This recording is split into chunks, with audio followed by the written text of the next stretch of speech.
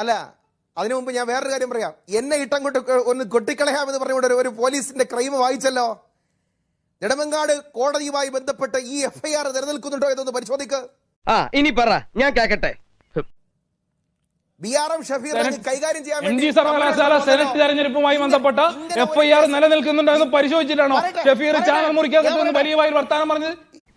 ഓ ഏമാനായിരുന്നോ? സലാമുണ്ട്, ഞാൻ അറിഞ്ഞില്ല.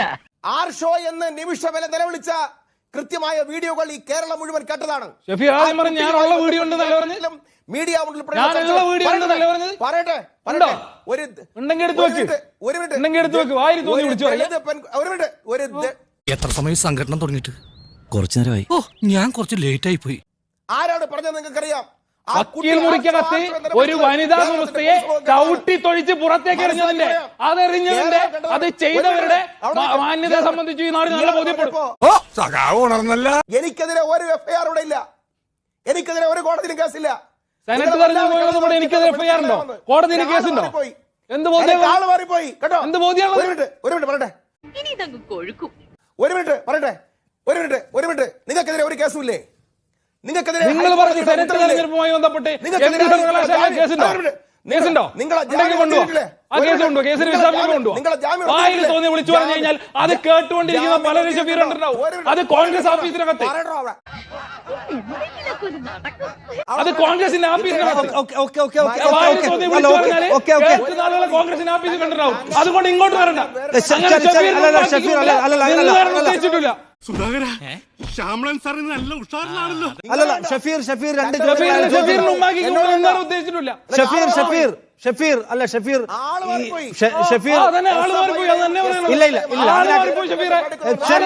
ഇല്ല ഓക്കെ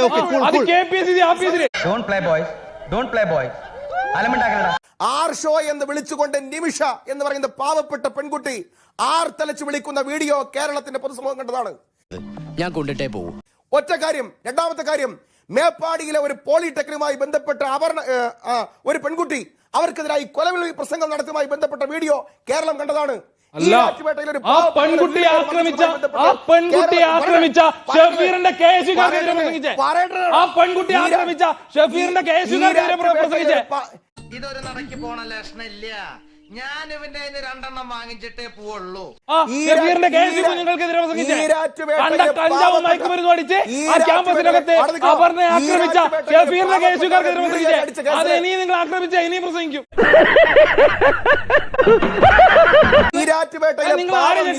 വീടുകാരെ അടിച്ച കേസില് ജാമ്യം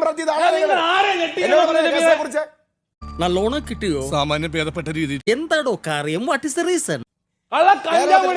വിദ്യാർത്ഥിനികളെ ആക്രമിച്ചു കഴിഞ്ഞാൽ ആ നിലയ്ക്ക് തന്നെ പ്രസംഗിക്കും. അച്ചടക്കമില്ലാതെ പെരുമാറിയാൽ അറിയാലോ, ഞങ്ങളത് പഠിപ്പിക്കും.